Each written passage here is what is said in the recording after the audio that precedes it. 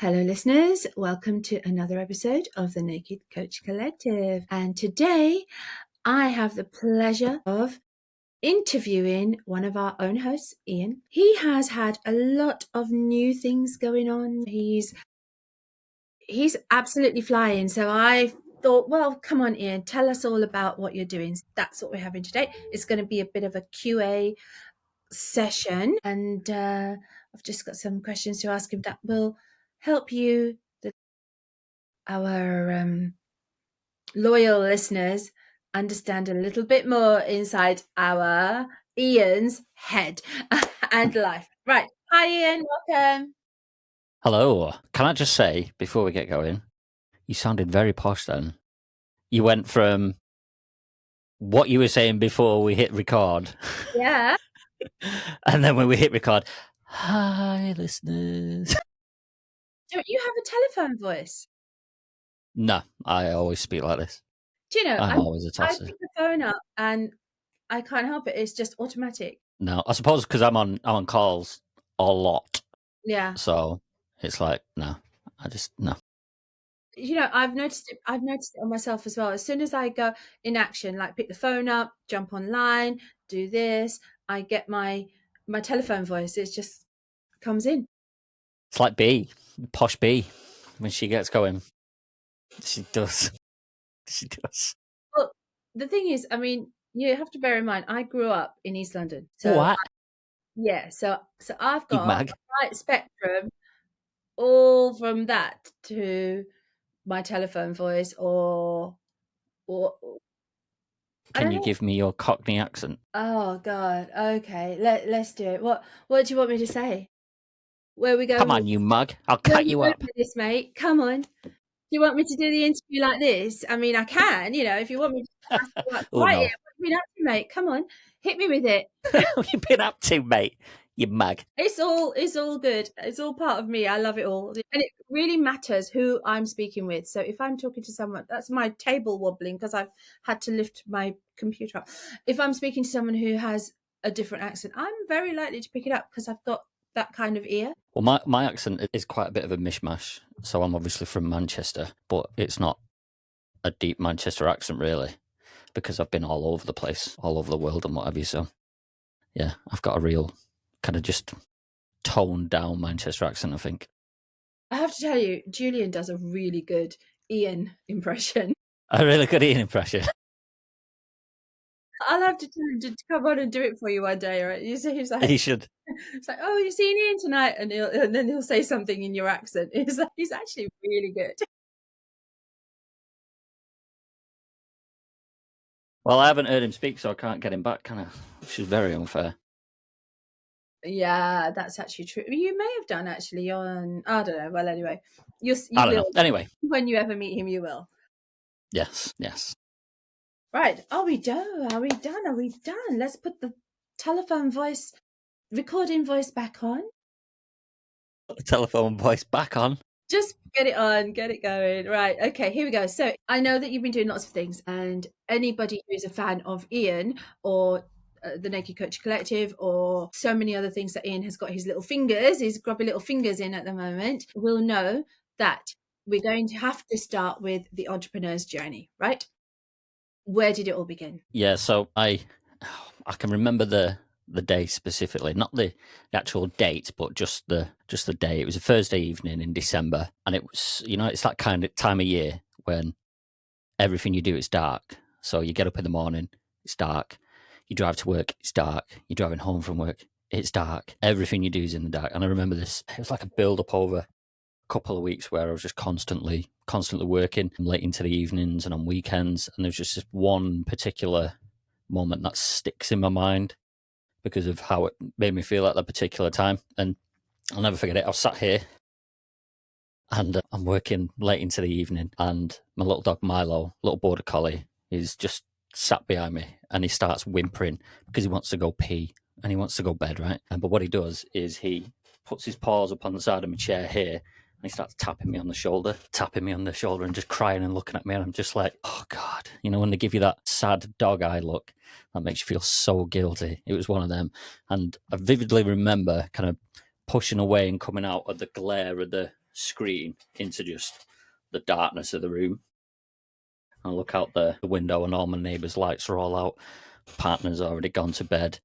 And I'm looking at Milo and my head is just this buzzing fog of noise. It's like very hard to explain. It's like a white noise literally buzzing in my head. And so I'm sat here like this and Milo's whimpering next to me and I'm just overcome with this feeling of crushing guilt. Guilt for my partner already being in bed yet again. Who I've ignored yet again because I'm working late into the evenings and on weekends. And something had to change. And then it was around that time, not long after, that COVID hit. So we got to a point at the job that I was doing where time started to free up in the evenings and weekends. So I thought, well, how can I use this opportunity to get away from the job and do something else? And so I started looking at building an online business and making money online, and went down that whole rabbit hole. And I tried so many different things, honestly. So there was course creating, there was dog social media influencing with Milo. If you go onto my Instagram profile, you might still see at the very start some of the early pictures of Milo when we were on our little travels around the country. So there was that. There was writing books, which kind of never really got into until recently. But there was just loads of different things that I tried, and nothing ever stuck. Nothing just stuck, and I couldn't figure out why. And I was following all these gurus telling me to do this and do that, and I was following it all, but nothing stuck and nothing worked. And then I remember I was going up to the Lake District because I love hiking. So I was going up to the Lake District and I was listening to a podcast called the Modern Wisdom Podcast. Chris Williamson, the host. It's just the one line that I remember from that show that stuck with me around the whole of that hike, which was an all-day one up in Buttermere. And it was, give a man a purpose and the ability to achieve it, and he will crawl across broken glass with a smile on his face.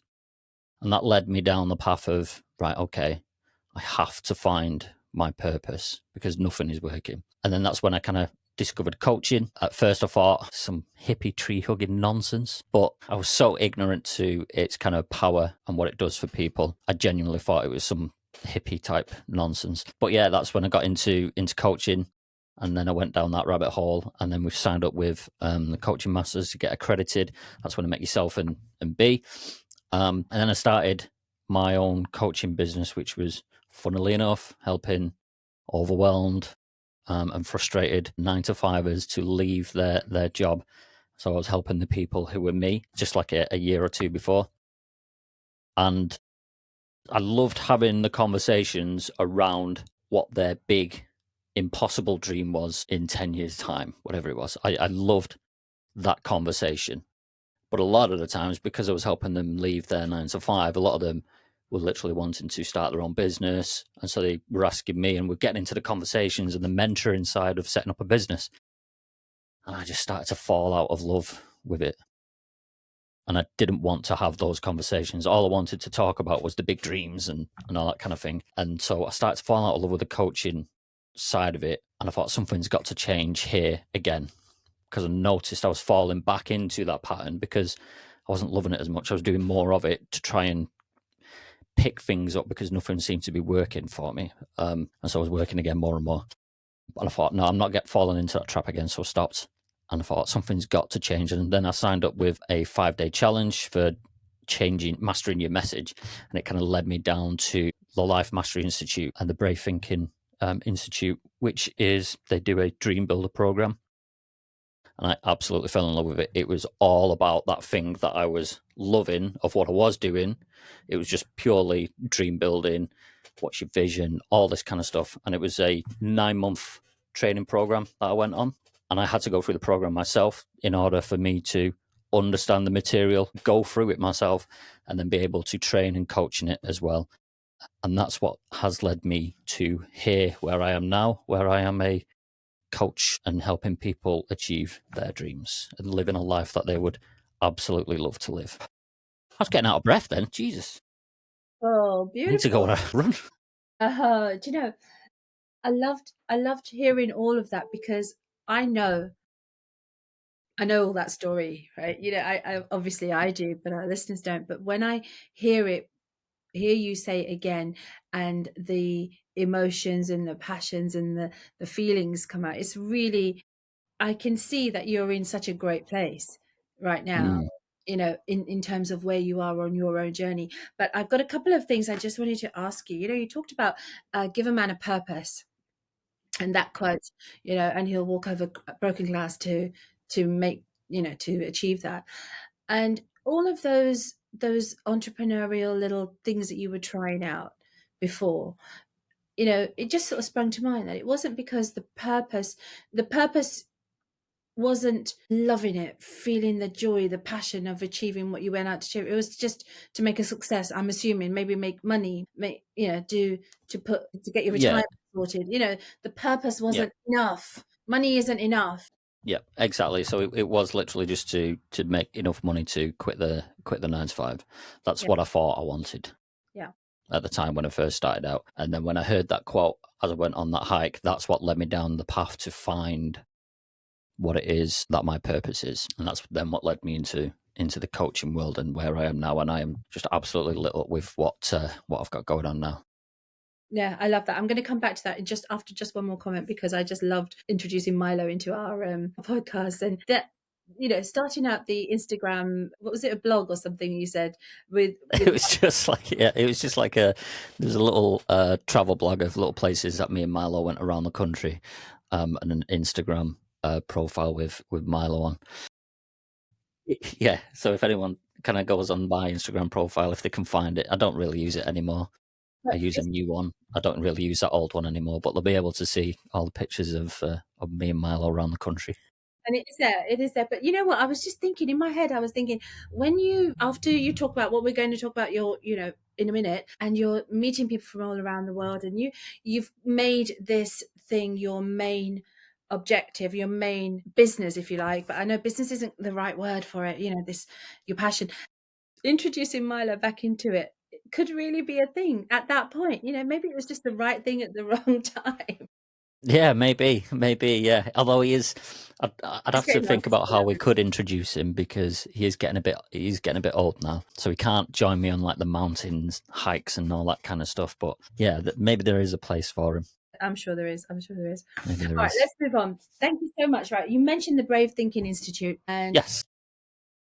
dream building and the Dream Building Academy and this 9 month fully full on training that you did for it. Tell me more. Yeah, yeah. So there's like a certain framework that goes with the dream building process that we go through, that I take clients through. There's obviously all the training videos which are provided by my mentor Mary Morrissey, but then I come in on top of all of that and deliver some more training and then coaching alongside of all of that. And the framework is like five building blocks, we call them. So there's breaking ground, and this can be, for some people it's probably one of the biggest challenges because it's all about getting started. It's about commitment to yourself and the dream life that you would love to live. So it's an action that shows you and the universe that you're kind of willing to move forward in service of your dream. So that's breaking ground. And then we move into blueprinting. So there's a person called Seneca.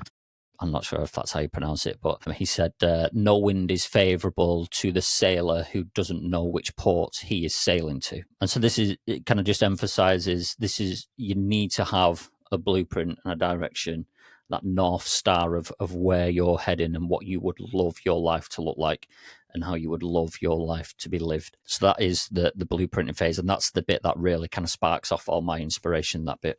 And then we've got the bridging phase. So this is all about bridging the gap from where you are now to where you need to be, or where you want to go to, sorry, I should say, with the tools, the mindsets, the habits, the behaviors, and the actions to be able to bridge that gap and live that life. And then we come to the fourth block, which is building. So this is about taking inspired action, and action that is, so when you have your vision in your head, it fills you with a certain energy and a certain feeling and a certain kind of inspiration. And what we want to do in the building phase of the program is make sure that you're taking action that is aligned to that energy that you're feeling, because it means you're going to take more inspired action rather than just general action. So it keeps you inspired through the process of the achievement of the dream. And then we have the kind of final step in the program, the fifth step, which is becoming. And this is probably the most fulfilling part of the process for anyone who goes through the program, because this part is all about becoming the person you were meant to be and becoming that person who is living a life from the energetic level of the vision. You might not have that dream life right now, but you're starting to live and become the person who is living that dream life, and you start to feel more of who you are meant to be. It's I suppose, Dee, you've obviously been through the program, so that kind of phase for you of that becoming, from your perspective, how does it feel? Well, it's an incredible feeling, but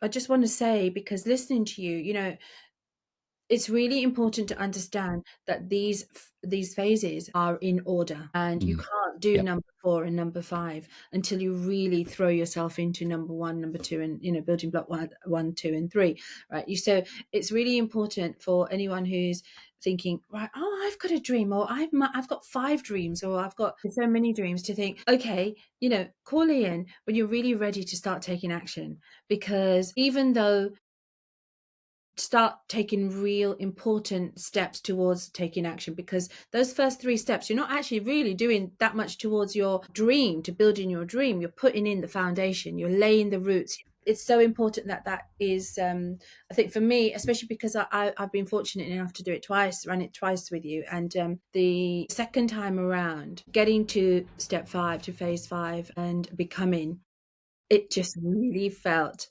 like, and it feels now like I'm still living on that vibration, that frequency of my dream, which is my reality of the future. And I'm already living in that frequency. And it wasn't a conscious thing. So when you asked me, oh, how does it feel to be, to get to step 5, phase 5, I just naturally got there because of all of 1 to 4 beforehand. So I can't help but be living in that frequency. I can't even stop myself if I wanted to. It is just so much a part of me because I diligently did all the work, Yeah, and I love it. exactly. And there's Yeah. I found a quote just as you were talking then, that kind of helps describe the program, what it does for you. And it's from a Islamic poet, Rumi, and it's as if a king has sent you to some country to do a task, and you perform 100 other services, but not the one he sent you to do. So human beings come to this world to do particular work. That work is the purpose, and each is specific to the person. And so it's all about becoming that person who's doing that work, which is their purpose.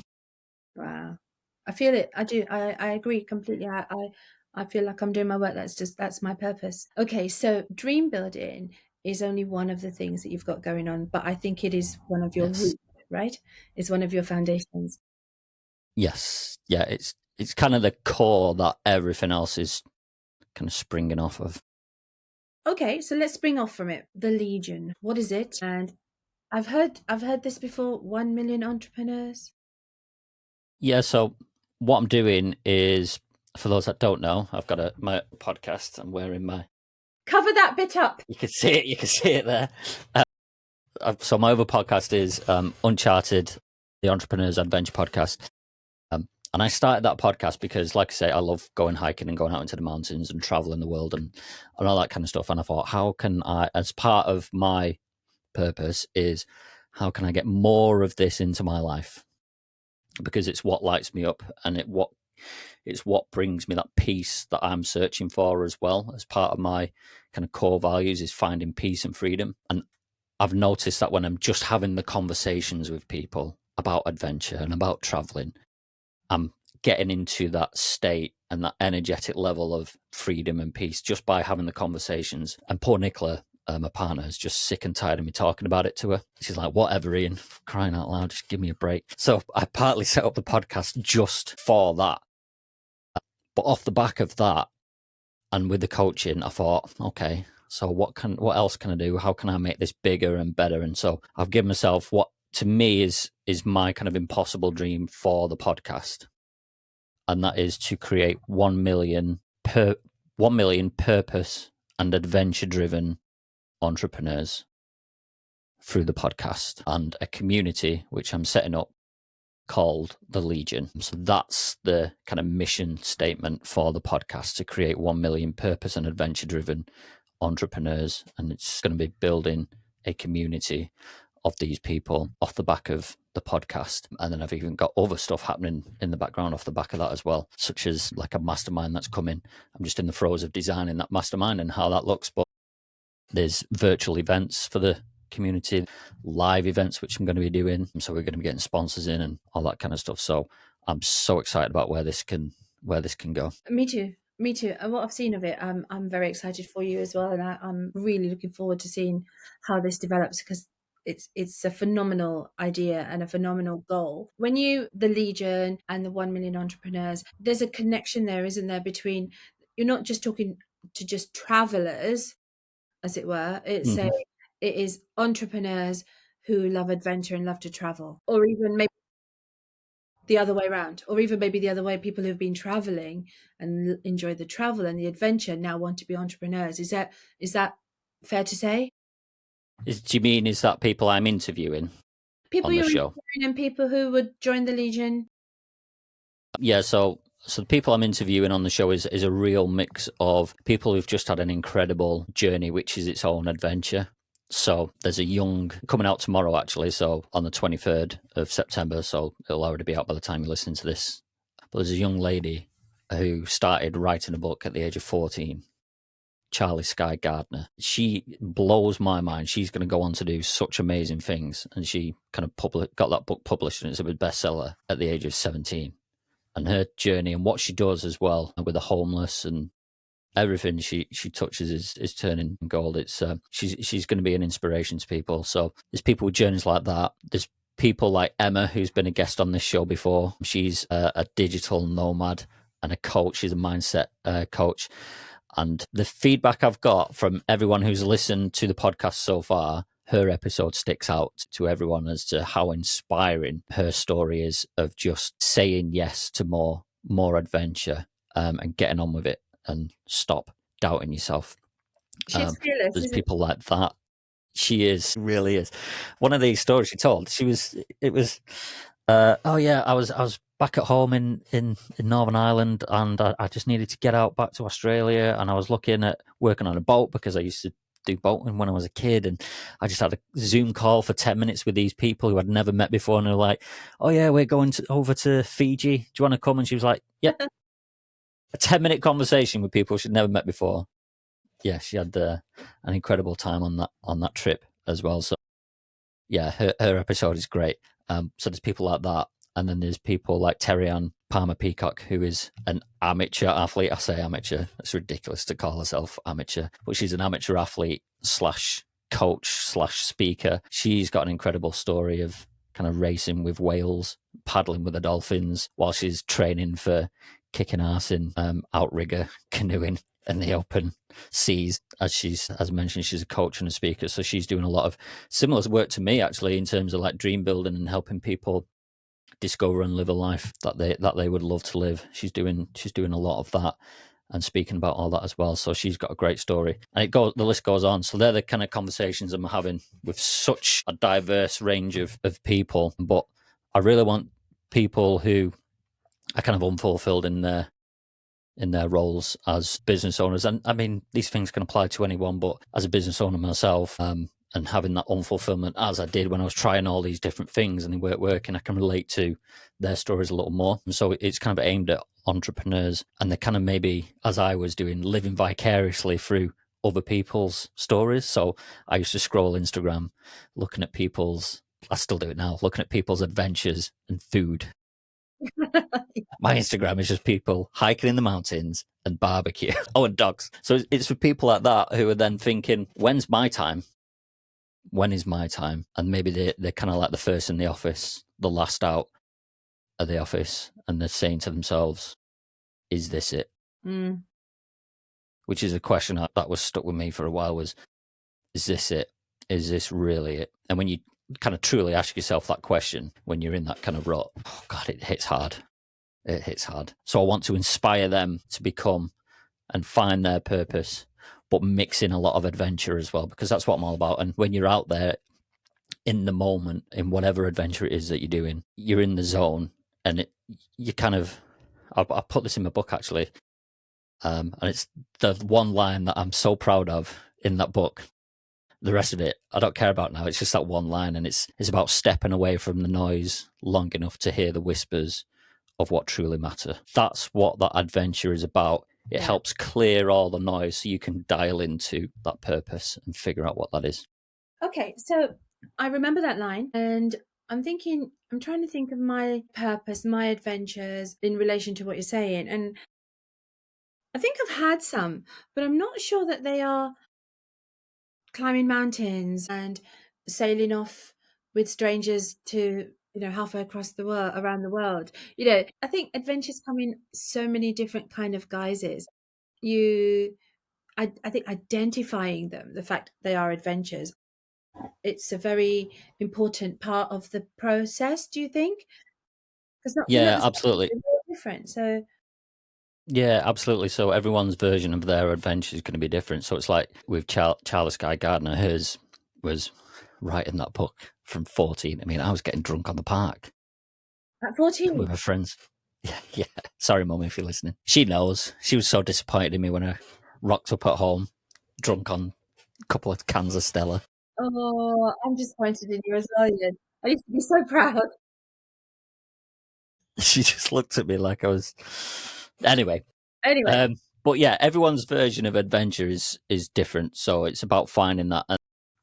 And the way I know my kind of version of adventure is, so when I went traveling, when we decided to go traveling, it was, so I was with my friends. We were in our apartment in Sale, Greater Manchester, Cheshire Way, and we were watching TV. And my friend just got up and left the living room, and he came back in, and he just got out on the floor in front of us and just rolled out this map of the world. And he put the remote control and a cushion, on the corners to keep the map from rolling back up. And he was like, right, where are we going? And that moment, something kind of just switched in me. And it was like, I have to do that. There's no two ways about it. I have to absolutely do that.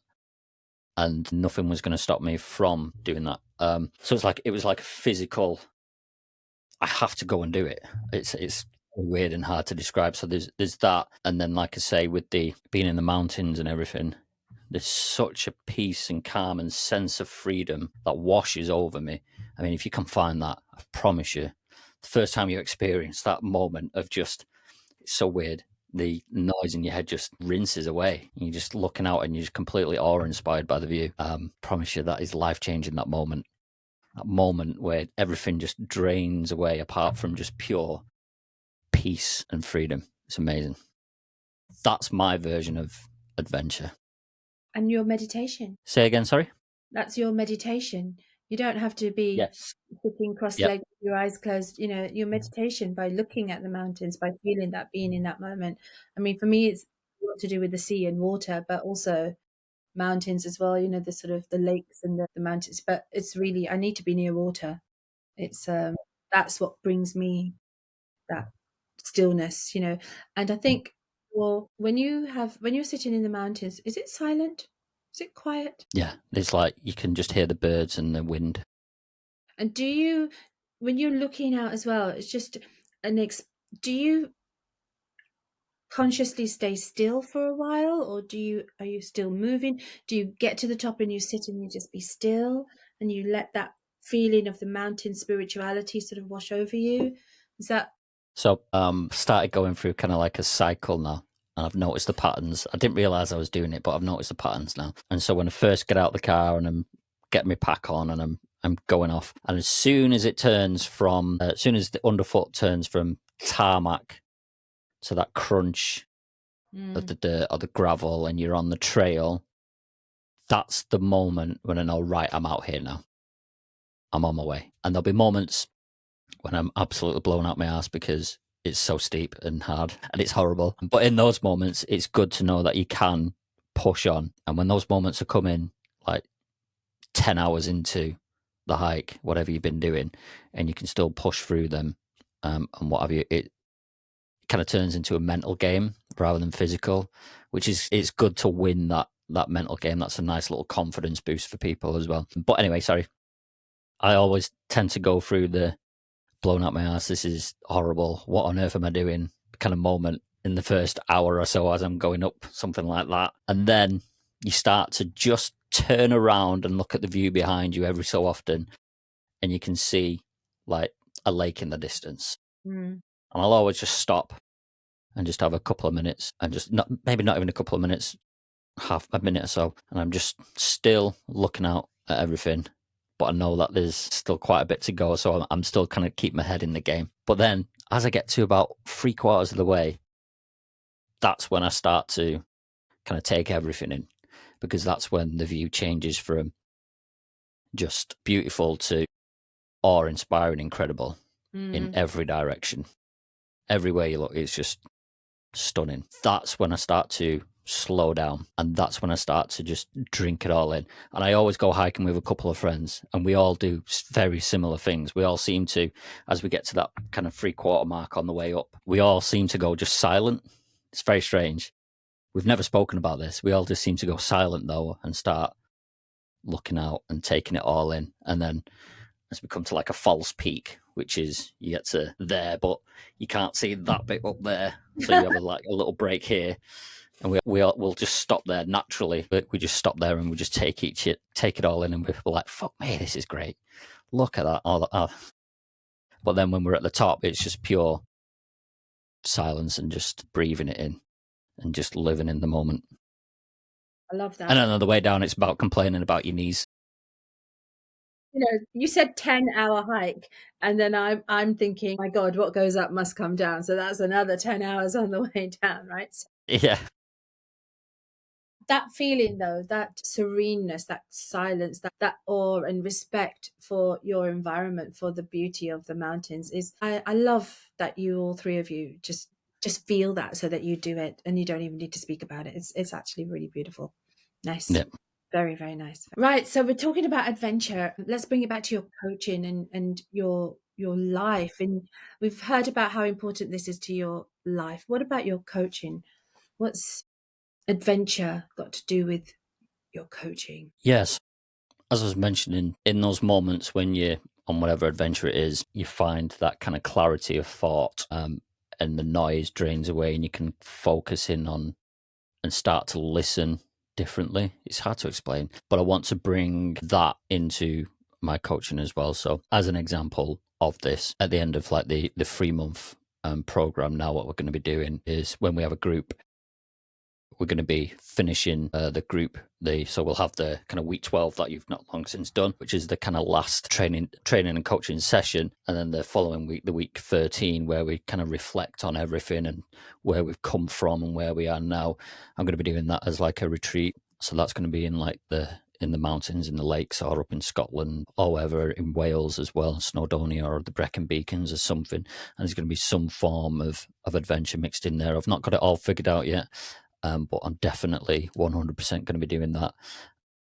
And also, I mentioned earlier, as part of the community that I'm building, the Legion, I'm going to be building a mastermind as well. So for those that are in the community, maybe they've gone through the group coaching, it's like, what's next?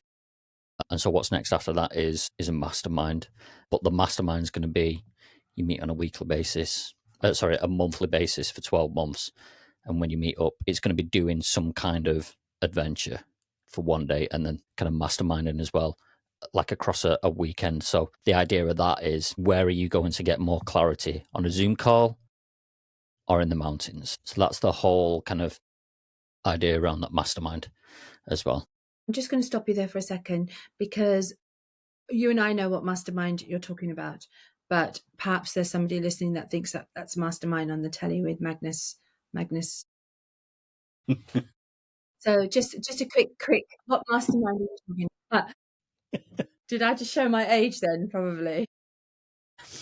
I did want to say, yeah, so a mastermind is a group of people getting together to support and help each other essentially get to where they want to get to. So in in a lot of circles, a lot of what you'll find is a lot of business owners attend a lot of masterminds, and it's a collective of people, like I say, who support each other, give each other ideas. So someone will sit in like a hot seat and share something that they're doing, like a win, and something they're struggling with as well, and then the whole group will contribute to help give ideas and inspire solutions to problems that they're having, and then everyone, you kind of go around and like that. But there's a bit more to it, but that's kind of the gist of it. It's a group of people supporting each other to get to where it is that they want to get to. In this instance, it'd be with their business.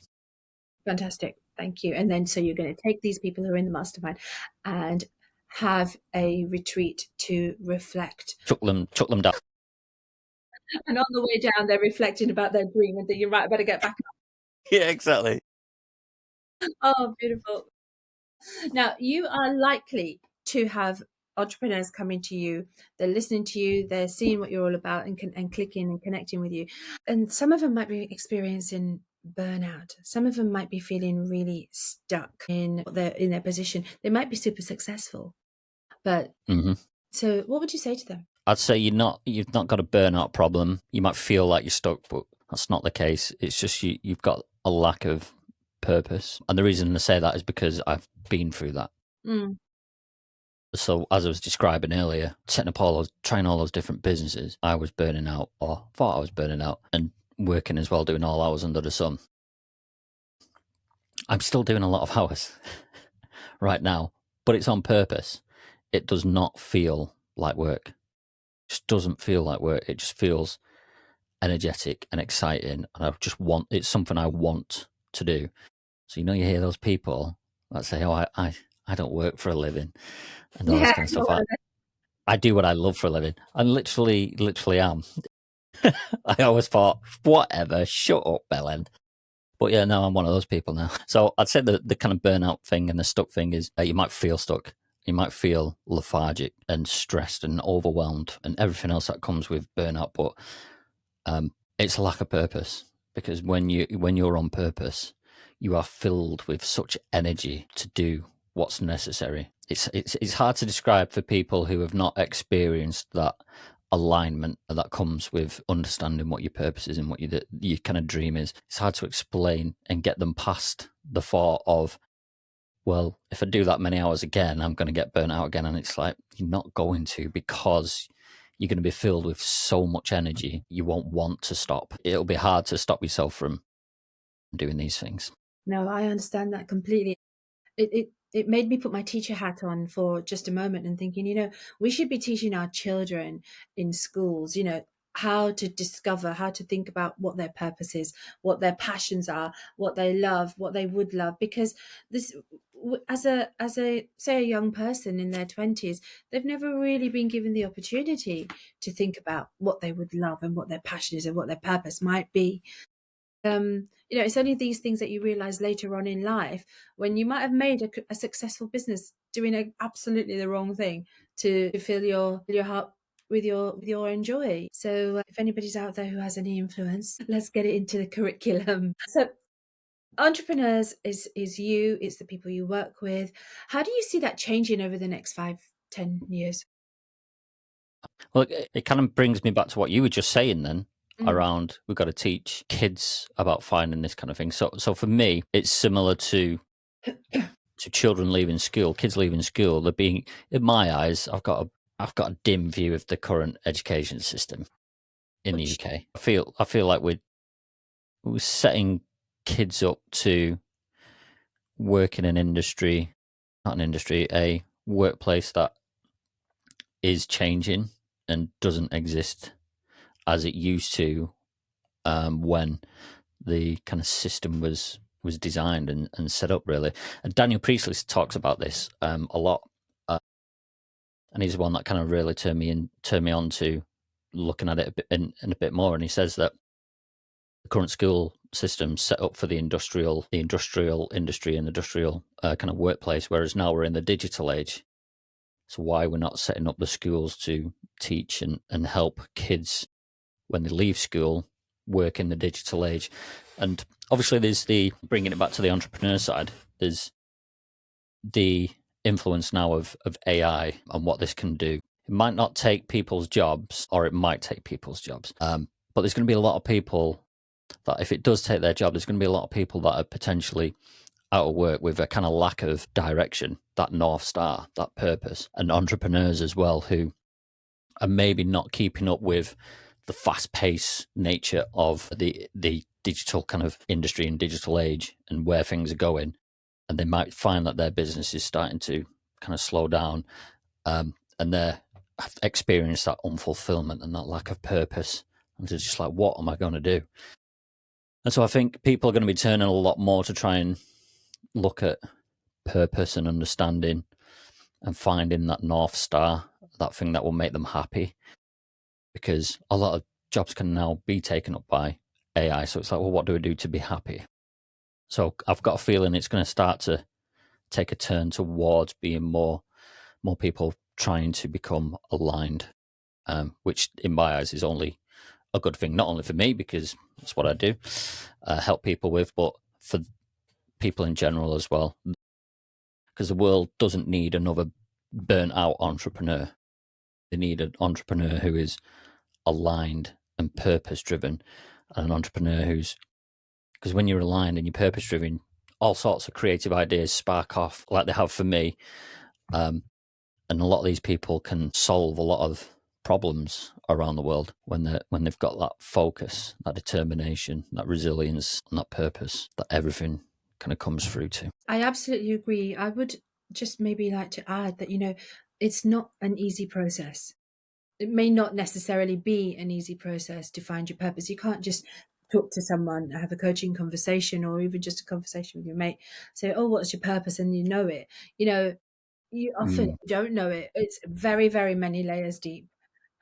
Personal experience, I know my own purpose. It's taken me decades to discover, a long time to even discover that I was missing that purpose. And then when I did, still more time passed, still more soul searching and talking and whatever to get to figure out what that purpose is. So what you're suggesting is not a quick fix or an easy ride, but it's worth it. Yes, yeah, absolutely. And it's not a quick fix. And my journey kind of speaks to that myself, because I've been through years, literally years, going on 5. Yeah, 5 years, nearly 6, coming up to 6, with regards to trying different things not working, all this kind of stuff, to then discovering the Brave Thinking Institute and this dream building program, and going through 9 months of training for that, to then now being aligned and on purpose, and fueled with that energy. But that's what the program does now, right? So it's like that 3 month program. So it's, I don't want to say shortcut, because that makes it maybe devalues what It's it not does short. for people. It's just a shortcut on time to discover that purpose, and it's kind of a roadmap to help people discover that purpose, is what I'd say. So it makes that journey not 6 years, but like a couple of years. It's a start, isn't it? It's a start, because Exactly. although Yeah. I've come through your program, right? I know a lot more about myself and what I want, by going through the journey. But I also know that this is not where it ends. This is actually where it begins, right? I Yeah. Well, found it's like we were saying after our session. Was it yesterday? Our kind of the other day, final. I can't remember. I think so. Yeah, our final session yesterday. It's like, this is the end of the beginning now. This is where the rest of the journey kind of picks up. And it's exciting, if I don't think I defy anyone to go through your course, through the program, the dream building program, and come out not feeling inspired. Hmm. Because I know now, I also know, right, that there's a whole heap of dreams still waiting for me that I haven't dreamt them up yet. Yeah, exactly. And how Exactly. amazing is that? How amazing is that to think how wonderful things are going to be, because there's all that fantastic stuff waiting for me. And I know how to switch it on now. Yeah, and it's good, because it, obviously, the Dream Builder program teaches you about applying it to the 4 different areas of your life. So your health and well-being, your love and relationships, your vocation, kind of what you put out into the world, and then your kind of time and money freedom. And it's what's your dream for each of those individual things. But what you find is, as you're going through one, it just impacts the others exponentially as well. So it's just an all-round amazing program experience. to go through. As someone who's been through it myself as well, like I say, I had to go through it as part of the training. So yeah, I love it, which is why I now teach and train and coach. Love that. Love that. Okay, so thank you so much. You've told us so much about everything that you're doing. I love I that. know.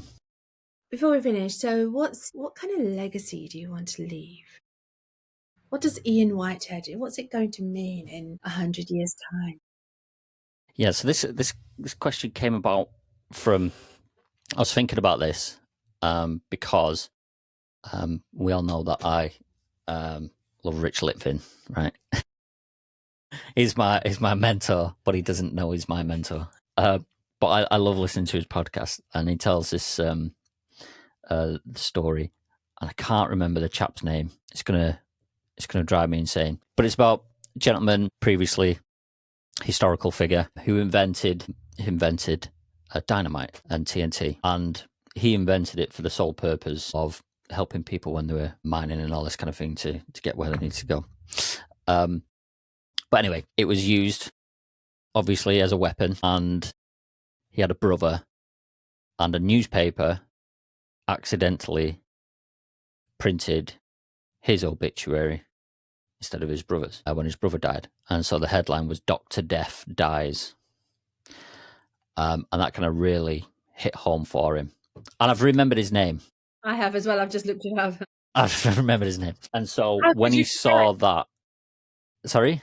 How could you forget? I know. And then when he saw that, he then kind of turned it into his mission to do good in the world and bring about peace in the world. And out of that was born the Nobel Peace Prize, and his name's Alfred Nobel. How on earth did I forget that? There we are. You would have got there. You would have got there in the I would end. have got. I would have got there in the. I did get there in the end, yeah. And then, and so after he tells that story to whoever is coaching on the podcast, he says, "So tell me one thing," and it was, "What do you want to be on your gravestone?" And the guy didn't really know how to answer it, and he says, "Okay, so if you were to die right now, what would be on your gravestone right now?" And this guy was like, "Gah." It's like a gut punch of a question for him. And so that kind of sparked my, I want to leave some kind of legacy. Mm-hmm.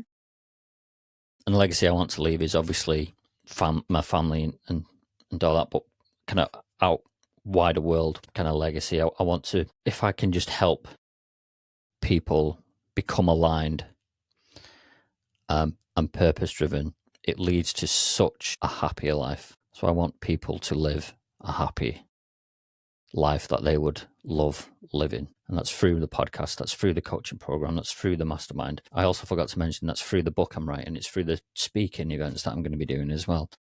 Through all of that, if I can just impact, even if it's just one person, to live a more fulfilling and purpose driven life, then that's me happy. It's impossible. It's impossible.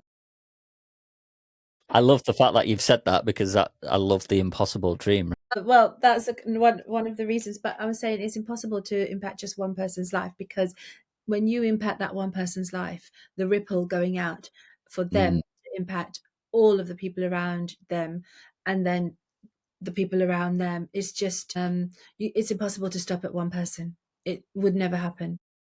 Exactly.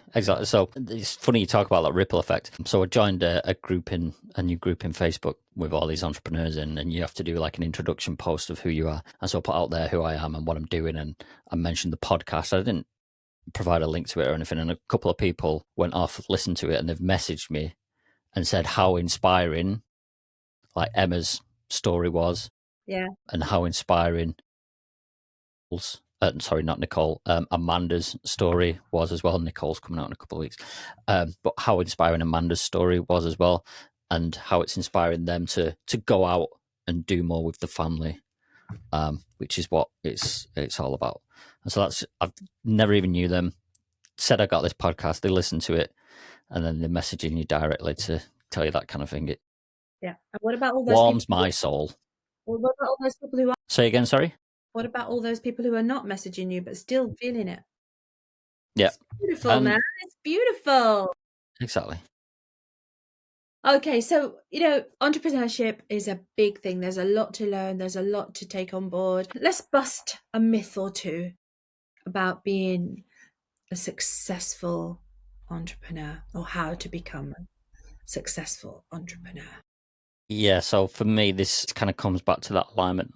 It's all, for me, like I say, it probably comes across, it's all about purpose and alignment and freedom. So obviously, you see these programs and films and what have you, where it's all about making money, money, money, money, money, and doing this. And if you have more money, then you can do this. But it's not about that for me. It's about redefining that success and redefining what success looks like for you once you've figured out what your kind of values are, once you've figured out what that alignment and purpose is for you, and then designing a life and building towards living that life, and then building and designing a business around that life that you would love to live, not building a business and then building a life around the business. Have it the other way around, because that's what I was doing. I was trying to build a business to get more money to then live some kind of life, and it was just completely the wrong way around. And now I've flipped it, swapped it round, and redefined what success is for me, which we've just been through.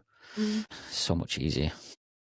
When you say align, right, you're talking about your core values. You're talking about what you Core really values, that north star, are. that kind of direction that you're heading towards, and being fully kind of on that trail. Yeah. Cheesy hiking thing there, on that trail in the right direction to that peak and that summit, which ChatGPT keeps trying to tell me to come out with. You have been a really inspiring, and I've loved talking to you. Really, real targeted conversation about such an important thing. And what have I not asked you that I should have asked you? Question: where can people listen to your podcast, Ian? Where can people listen to your podcast, Ian? Thanks for asking, D. So YouTube, Apple, Spotify. It's Uncharted, the Entrepreneur's Adventure podcast. You can listen to it wherever you get your podcast, but we're really trying to aim for YouTube, because we're putting up a lot of shorts on there as clips from the episode. I've also got a blog as well, which is featuring, so before an episode drops on the Tuesday, a blog post will come out on the Monday, which features kind of lessons learned from the upcoming episode that's dropping. And you'll find that at the website's Uncharted Adventure Podcast / the blog. So you can find that there. And like I say, it's lessons learned from all the interviews that I've done. I think that's it. Beautiful. That'll Thank you do. very much. Lovely, lovely, lovely. Thank you, Ian. We're going to call it a day here. Thank you, Let's Dee. I what appreciate that. podcast we are on. The Naked But Coach. yes, the Naked Coach Collective, that one as well.